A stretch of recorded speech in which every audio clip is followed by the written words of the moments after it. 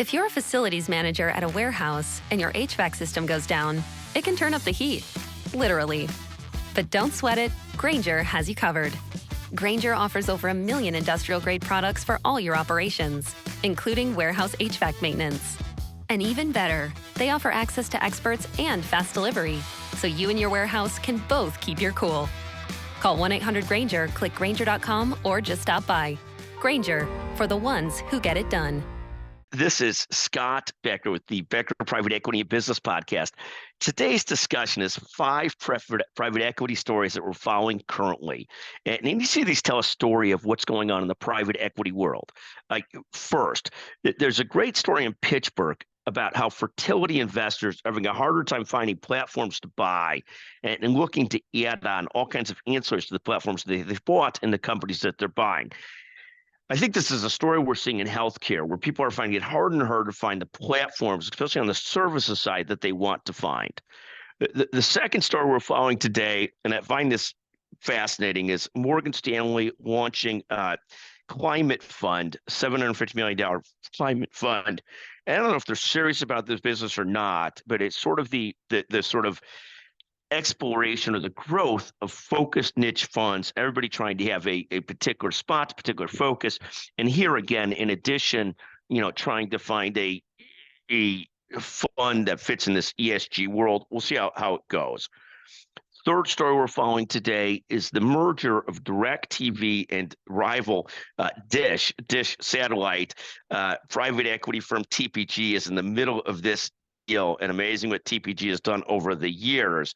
Again, this is another example of the streaming environment getting tougher and tougher, and people trying to find a place and a way to make streaming services competitive by combining and having more critical mass and more economies of scale.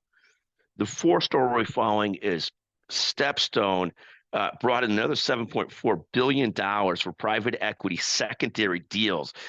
The secondary private equity market, where people buy either from investors in deals or buy out private equity funds in deals, has become sort of a huge growth.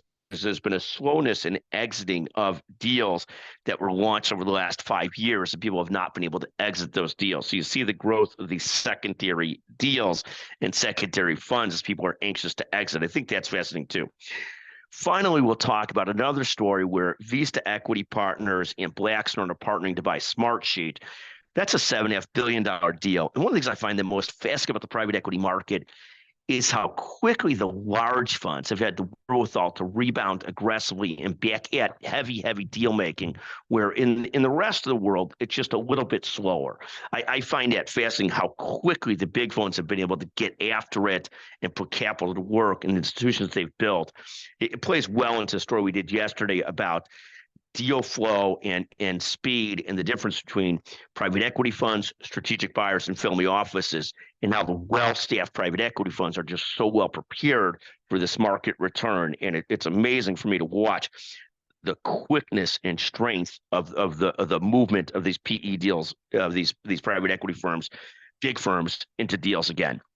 Thank you for listening to the Becker Private Equity and Business Podcast. At any time, you text me 773-766-5322. We'll send you a free copy if you're the first few people to text of the book, The Entrepreneur's Edge, authored by Scott Becker and Grace Lynn Keller.